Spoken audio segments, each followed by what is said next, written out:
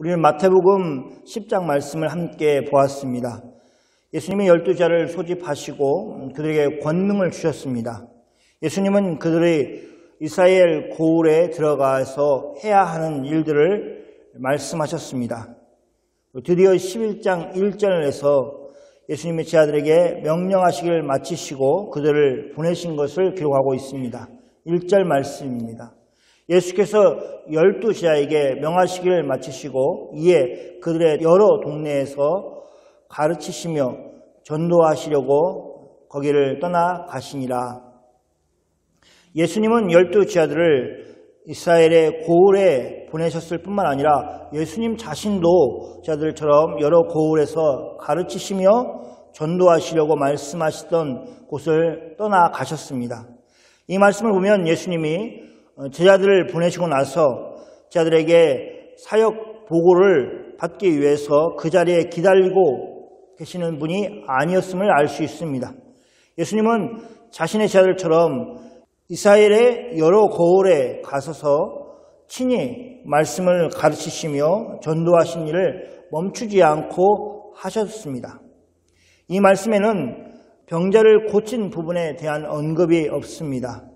예수님이 제자들에게 주신 권능이 있습니다. 즉 더러운 귀신을 쫓아내며 모든 병과 모든 약한 것을 고치는 권능을 제자들에게 주셨습니다.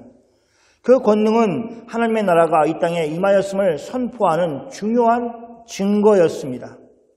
사단의 권세 아래에 놓여있는 세상 사람들은 고통 가운데 있었습니다. 그런데 제자들은 예수님이 주신 그 권능으로 그 고통 속에 있는 사람들을 구원하여 내었습니다. 하나님이 친히 그들 가운데 역사하고 계신다는 사실을 그것을 통해서 증명하고 보여주었습니다. 그러나 병을 고침을 받는 것은 제자들의 사역의 진정한 목표가 아니었습니다. 그런 의미에서 예수님은 제자들과 함께 동네에 들어가셔서 가르치시며 전도하셨다고 말씀을 하고 있는 것입니다. 하나님의 말씀을 가르치시는 일과 하나님의 복음을 전파하는 일이 예수님께 우선되었습니다.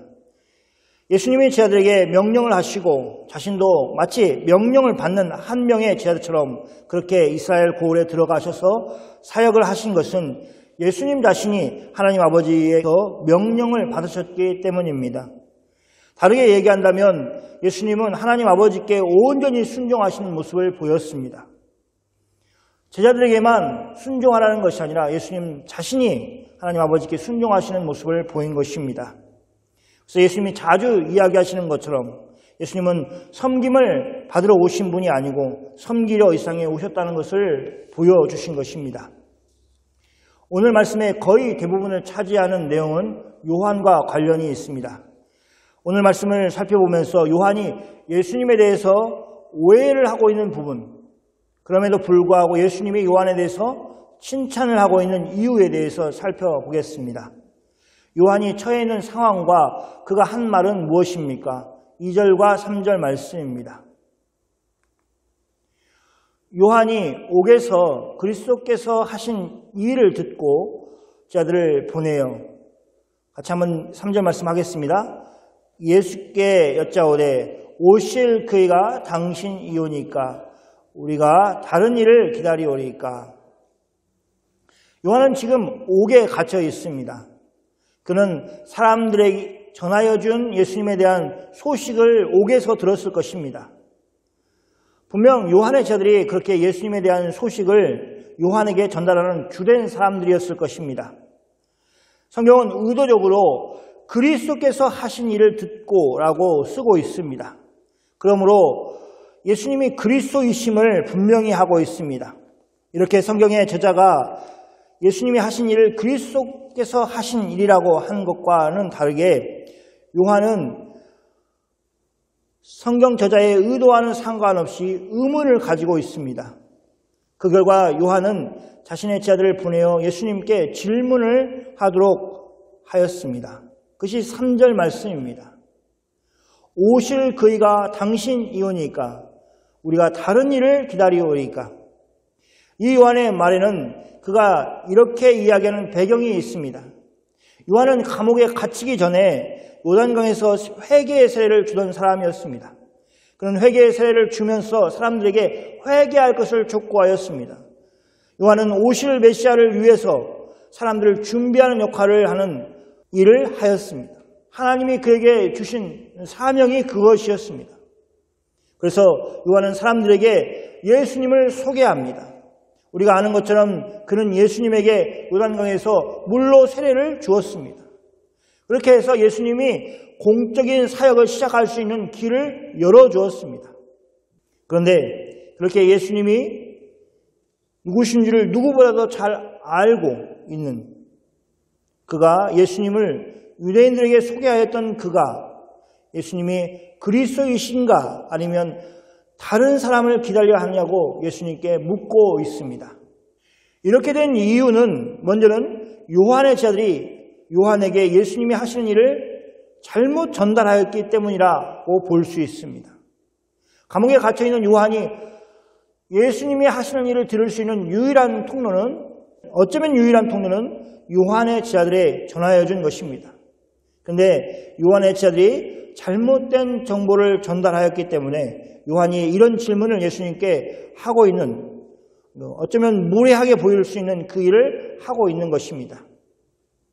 이런 일이 일어난 것은 요한의 제자들이 예수님을 자신의 생각하는 그런 메시아가 아님을 계속해서 생각하면서 내린 결론일 것입니다. 그런 결과일 것입니다. 그것은 비단 요한의 제자들에게만 탓할 일이 아니었습니다. 왜냐하면 심지어 예수님의 제자들마저도 예수님께 자주 그들의 잘못된 메시아에 대한 생각을 지적받았기 때문입니다. 공생의 기간 동안 예수님과 함께 지내면서 예수님께 가르침을 직접 받았던 예수님의 제자들마저도 예수님에 대해서 잘못 알고 있었습니다. 그래서 예수님은 계속해서 그들이 생각하는 그 메시아가 아님을 수정해 주셨습니다. 이처럼 요한의 제자들 그리고 예수님의 제자들이 예수님을 잘못 알고 있었던 것은 우리 그리스도인들이 또 그럴 수 있다는 것을 보여주는 것입니다. 우리가 자라면서 많은 것들을 통해서 영향을 받습니다. 그래서 우리가 생각하는 구원자를 만들어냅니다. 그래서 성경이 말씀하시는 메시아를 늘 살피지 않는다면 우리도 잘못된 생각과 기대로 예수님을 바라볼 수밖에 없습니다. 그래서 늘 말씀을 배우는 자세를 가져야만 하는 이유가 여기에 있습니다. 나는 알고 있다 라는 자세가 아니라 늘 배우려는 자세를 가지고 하나님의 말씀을 대해야만 하는 것입니다. 그렇지 않으면 어떤 문제가 생깁니까? 요한처럼 자신이 그렇게 세상에 소개하였던 예수님을 제대로 보지 못하고 메시아이신 예수님이 계심에도 불구하고 다른 메시아를 기다려야 하느냐고 질문을 하는 일이 생기는 것입니다. 예수님께 우리가 다른 구원자를 기다려야 합니까? 라고 묻는다면 얼마나 어리석은 질문입니까? 그러나 요한에게는 그 일이 절박하고 간절한 것이었습니다. 왜냐하면 우리가 생각하는 것보다 요한은 더 그 문제에 절실했기 때문에 그렇습니다. 옥에 갇혀있는, 그래서 아무것도 할 수 없는 요한이었습니다.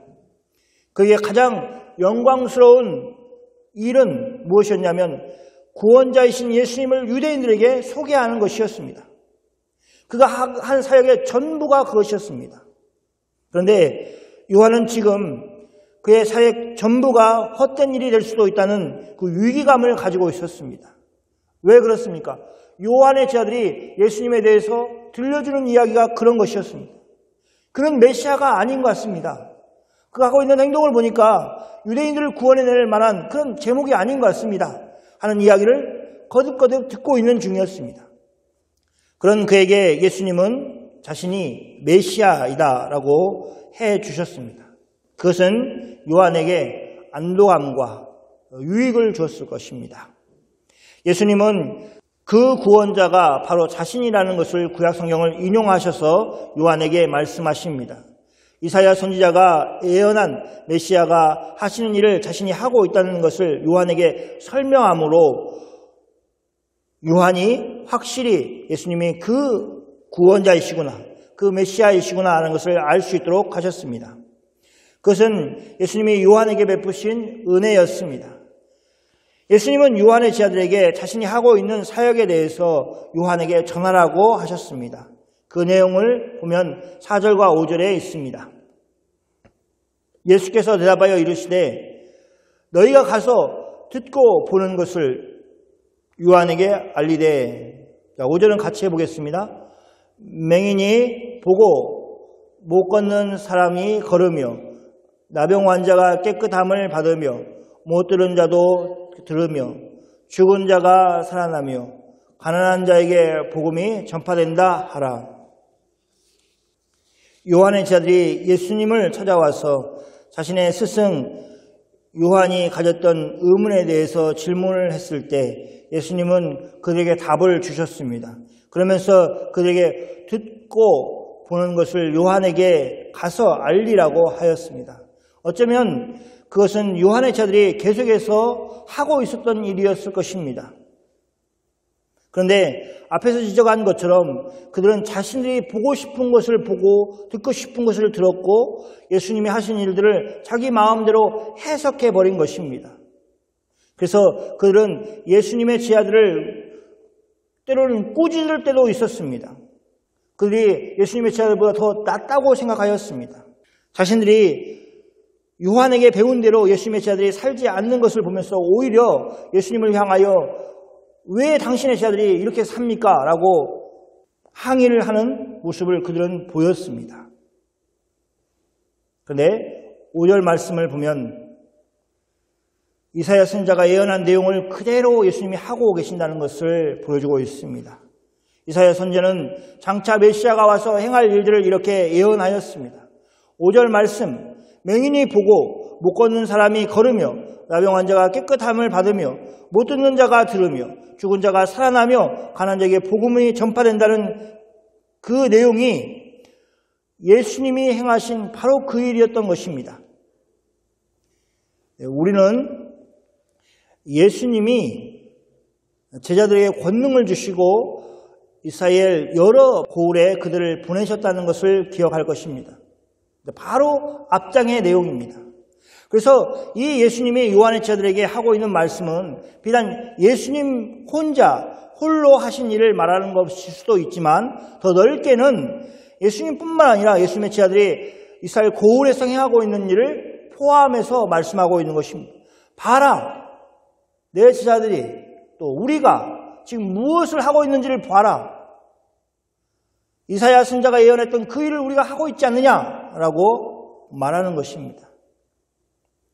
예수님이 제자들과 함께 아주 가끔씩 병자를 고치는 일을 행한 것이 아니라 적어도 이스라엘 여러 고을에서 동시에 벌어져서 이스라엘이 떠들썩할 정도의 모든 사람들이 알 수 있는 그 일이 벌어지고 있는 상황 가운데 있었던 것입니다.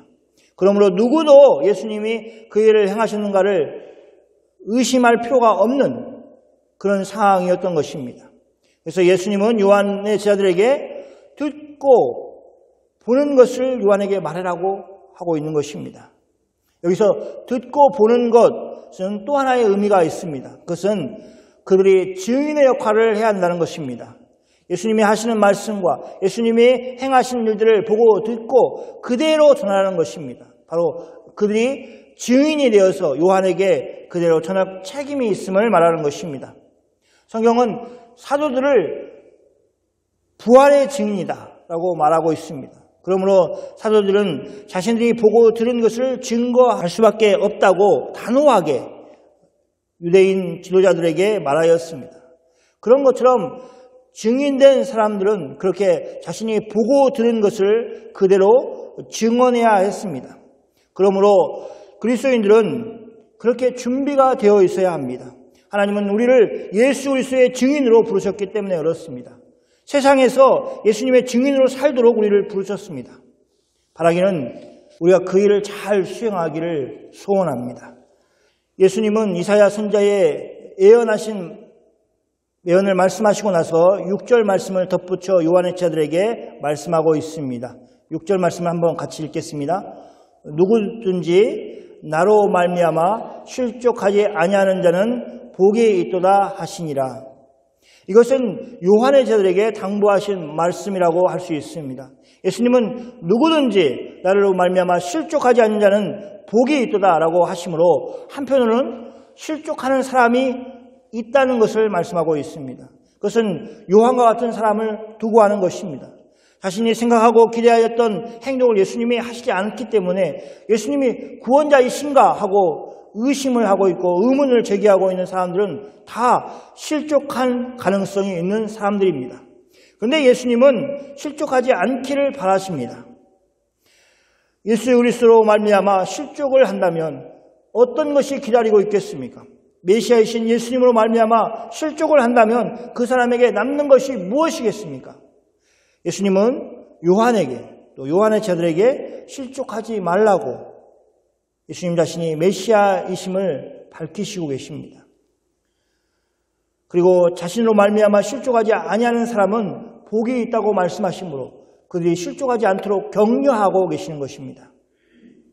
요한의 제자들이 예수님으로부터 답변을 들었고 그들은 그것을 가지고 떠났습니다. 요한의 제자들이 가지고 온 의문은 예수님의 제자들에게 또 영향을 미쳤습니다. 그들의 마음을 흔들어 놓기에 충분하였습니다.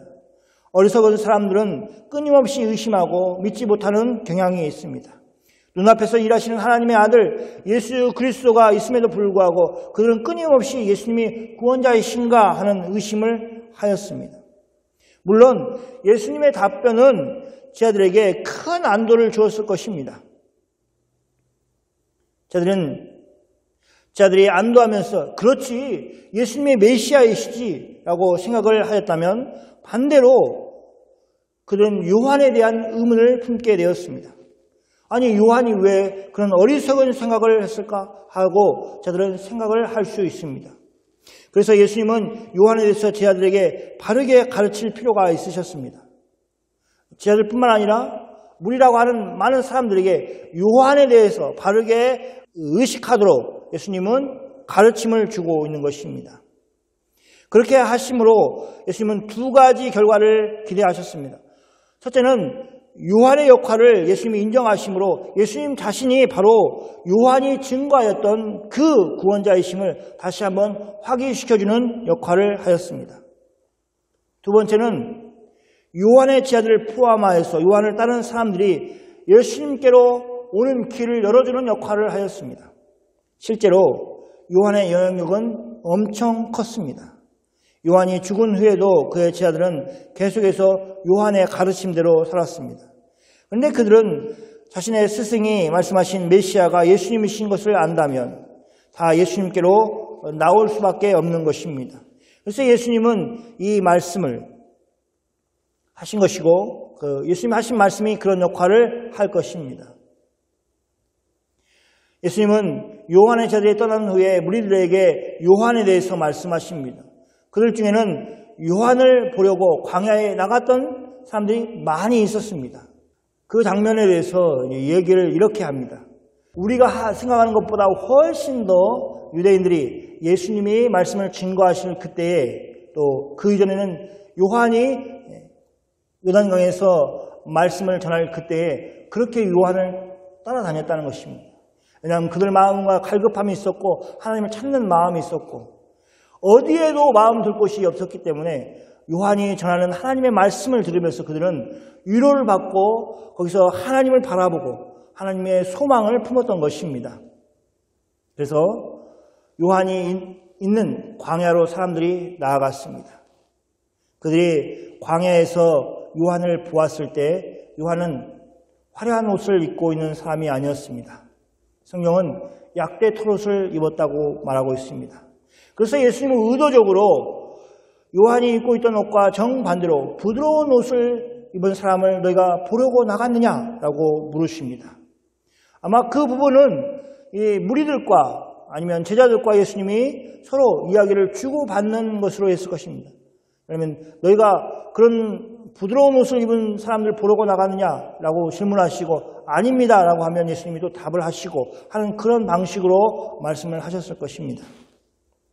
요한은 부드러운 옷이나 고급스러운 옷을 입고 있는 사람이 아니었습니다. 사람들은 그런 것을 보기 위해서 광야로 간 것이 아닙니다. 왜 그러면 광야로 갔습니까? 9절 말씀입니다. 같이 한번 읽겠습니다. 그러면 너희가 어찌하여 나갔더냐? 선지자를 보기에 위함이더냐? 옳다. 내가 너에게 이르노니 선지자보다 더 나은 자니라. 예수님은 요한을 선지자로 인정을 하고 계십니다. 사람들이 광야에 나간 것은 다른 사람이 아닌 선지자를 보기 위해서 나아간 것입니다. 예수님은 요한에 대해서 선지자보다 더 나은 사람이라고 말씀하십니다. 요한은 선지자였습니다. 말라기 선지자가 예언하였던 것처럼 하나님이 보내신 하나님의 사자의 일을 하였습니다. 그래서 하나님 앞에서 길을 준비하는 일을 한 사람이 바로 세례 요한이었습니다. 예수님은 구약 성경을 인용하셔서 그 말씀이 바로 요한에 대한 것이라는 것을 말씀하여 주셨습니다. 예수님은 그 예언의 말씀이 성취되었다고, 즉 이루어졌다고 밝히십니다. 11절 말씀은 설명이 필요합니다. 11절 말씀을 같이 읽겠습니다. 내가 진실로 너희에게 말하노니 여자가 낳은 자 중에 세례 요한보다 더 큰 이가 일어남이 없도다. 그러나 천국에서는 극히 작은 자라도 그보다 크니라. 예수님은 여자가 낳은 자 중에 세례 요한보다 큰 이가 일어남이 없다고 말씀하십니다. 그럼 요한이 가장 큰 사람입니다. 그런데 이어서 예수님은 천국에서는, 즉 하나님 나라에서는 극히 작은 자라도 요한보다 크다고 말씀하십니다. 오늘 이 말씀 한 말씀만 제대로 이해해도 신앙생활에 엄청난 유익을 가져올 것입니다. 참으로 우리 스스로가 영광스러운 시대를 살고 있다는 것을 마음속에 품을 수 있습니다. 요한은 구약의 모든 선지자들이 증거하였던 바로 그 예수님을 가장 가까이에서 예언하였던 사람입니다. 그는 예수님의 길을 예비하는 역할을 맡았습니다. 그리고 직접 예수님께 요단강에서 세례를 베풀었습니다. 그러므로 그는 구약의 어떤 사람보다, 구약의 어떤 선지자보다도 더 위대한 사람이었습니다. 그래서 예수님은 여자가 난 자 중에 가장 큰 자라고 말하고 있는 것입니다. 모세가 있고 이사야가 있고 엘리야가 있고 여러 선지자들이 있지만 그들과 비교할 수 없는 영광을 이 세례 요한이 누린 것입니다. 왜냐하면 그렇게 기다렸던 메시아를 직접 눈으로 보았고 또 그를 소개하는 역할을 감당하였기 때문에 그렇습니다. 모세가 영광스러운 것이 아니라, 모세 자체가 또 아니면 이사야 자체가 영광스러운 것이 아니라 하나님이 그에게 맡기신 일이 영광스럽고 귀한 일인 것처럼 이 세례 요한에게 맡기신 그 하나님의 일이 영광스러운 직무고 또 영광스러운 그런 사역이었던 것입니다. 그런데 예수님은 그를 또 천국에서는 극히 작은 자라고 그보다 크니라라고 하셔서 천국에서는 요한이 가장 작은 자가 되었다고 말씀을 하고 있습니다. 앞에서 가장 큰 자였던 요한이 어떻게 천국에서는 가장 작은 자가 되는 것입니까? 그것은 요한이 구약에 속한 사람이었기 때문에 그렇습니다. 오늘 말씀을 시작하는 부분에서 요한은 저들에게 예수님이 과연 메시아이신가 하고 하는 의문을 제기하였습니다. 그 정도로 그는 예수님이 누구신 줄을 알지 못했습니다. 예수 그리스도 안에 있는 구원의 그 풍성함과는 거리가 먼 사람이었습니다. 그러니 신약 시대를 살고 있는 그 어떤 그리스도인보다 더 예수님에 대해서 알지 못하고 또 그들이 누리고 있는 그 풍성함과 비교할 수 없는 것을 신약의 성도들이 누리고 있음을 성경은 얘기하고 있는 것입니다. 어떤 분들은 이런 표현을 들으면 설마 그럴까 하는 의심을 할 것입니다. 요한은 예수님을 직접 보았고 예수님께 자신의 제자를 보내어서 자신은 쇠하여야 하고 또 예수님은 흥하여야 한다고 말하였던 그런 사람 아닙니까? 그런 그가 설마 우리같이 제대로 예수님을 믿고 있지도 않은 우리보다도 더 예수님을 모른다고 말하는 것이 정말 사실일까? 라는 생각을 가질 것입니다. 그런데 정말 그렇습니다. 예수님이 그렇게 말씀해 주고 계시는 것입니다. 천국에서는 극히 작은 자라도 그보다, 즉 요한보다 큰이라고 말씀을 하고 계신 것입니다. 그럼 천국에 있는 사람들, 하나님 나라의 백성들은 무엇을 요한보다도 더 알고 있고 무슨 혜택을 누리고 있는 것입니까? 먼저는 안타깝게 요한은 감옥에서 나오지 못하고 헤롯 왕에 의해서 죽음을 당하여서 그의 생을 그곳에서 마감하였습니다. 그러므로 그는 예수님의 고난당하심, 예수님의 십자가를 지심, 또 십자가에서 죽으심, 또 사흘에 부활하신 것들, 또 승천하신 것들, 이런 것에 대해서 알지 못하였습니다. 보지 못하였습니다. 한마디로 예수님이 이루신 구원 사역에 대해서 보지 못한 것입니다. 듣지 못한 것입니다. 그러나 우리는 어떻습니까? 오순절 성령 강림 사건을 통해서 교회에 임하신 성령님이 믿는 자들에게 그 모든 신비스러운 것을 깨닫게 하셨습니다. 그래서 우리는 예수님이 이루신 구원 사역을 깨닫고 믿고 그 은혜 가운데 살고 있습니다. 그러므로 신약의 성도는 참으로 복된 시대를 살고 있는 것입니다. 하나님은 그의 아들 예수 그리스도를 통해서 우리의 죄 문제를 해결하시고 우리를 자녀 삼아 주셨습니다.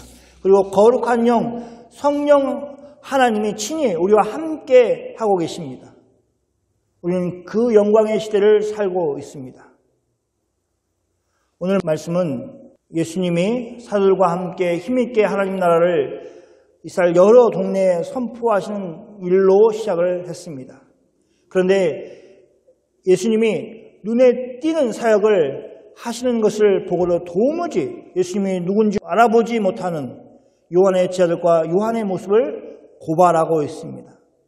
그는 이미 하나님께서 구약의 선자들을 통해서 메시아에 대해서 예언했음에도 불구하고 그 말씀마저도 외면하고 예수님의 일을 제대로 볼 마음도 없고 능력도 보여주지 못했습니다. 그것은 오로지 자신들의 생각과 맞지 않은 예수님의 사역을 보았기 때문에 그렇습니다. 그런데 그런 오해 내지는 예수님을 제대로 보지 못하는 일들은 그때부터 시작된 것에서 계속해서 이어졌습니다. 지금도 사람들은 예수님을 자신 마음대로 보려고 하고 있습니다. 자신 생각대로 예수님을 움직이고 싶어하는 마음들이 많이 있습니다. 그것이 마음대로 되지 않으면 예수님에게 욕을 하고 떠납니다. 예수님이 어떤 분이신지 깊게 알려고 노력하기보다는 다른 대안을 찾아서 나서기가 일쑤입니다. 눈이 빨갛게 변할 정도로 그렇게 찾아 헤매지만 그들은 만족시킬 것은 이 세상에 아무것도 없습니다. 우리는 그것을 기억해야 됩니다. 분주하게 움직이지만 그러나 그들의 영혼을 채워줄 것은 이 세상에 없습니다. 왜냐하면 예수님을 떠나서는 그들이 만족할 수 있는 것이 없기 때문에 그렇습니다. 그래서 그들의 헛된 욕심을 내려놓아야 됩니다. 그리고 예수님 안에서 주는 참된 위로와 참된 평안을 맛보기를 위해서 힘써야 됩니다. 때로는 우리가 실패할 수도 있습니다. 때로는 외로움에 떨 수도 있고 두려움에 떨 수도 있습니다. 그러나 예수 그리스도 안에서만이 우리에게 평안이 있다는 것을 늘 기억하고 다시 예수님께로 돌아오는 삶을 우리가 살아야 합니다. 사랑하는 성도 여러분, 예수님은 요한을 꾸짖지 않으셨습니다. 오히려 친절하게 그에게 다시 주님을 바라볼 수 있도록 도와주셨습니다. 그가 어떤 중요한 일을 했는지를 무리들에게 밝히심으로 요한이 자신의 사역에 충실하게 이루셨음을 인정해 주셨습니다. 하나님의 아들이신 예수님이 구약의 마지막 선지자인 요한을 칭찬하시는 것은 주인이 그의 충성스러운 종을 칭찬하는 것이었습니다. 어쩌면 예수님의 말씀을 듣고 있는 무리들은 예수님의 말씀을 다 이해하지 못했을 것입니다. 하지만 예수님의 말씀이 흘러 요한에게 전달되었을 것이고 요한은 예수님의 말씀에서 큰 위로와 위안을 얻었을 것입니다. 우리는 때로 요한처럼 길을 잃어버릴 때가 있습니다. 그러나 염려하지 마십시오. 우리의 주 예수 그리스도께서 우리를 다시 제 길로 돌아오게 하실 것입니다. 이 영광의 시대를 사는 참 기쁨을 온전히 또 풍성하게 누리시기를 바랍니다. 그러므로 우리 모두는 예수 그리스도가 누구신 줄 깊이 알고 그분의 말씀에 순종하여 하는 삶을 살기를 소원합니다. 그럴 때 우리 안에서 예수님의 생명이 왕성하게 나타나 많은 사람들이 주님께 돌아오는 역사가 일어날 것입니다. 그런 삶을 주님 안에서 다 사시는 여러분이 되시기를 축원합니다. 아멘. 우리 이 시간 같이 기도하겠습니다.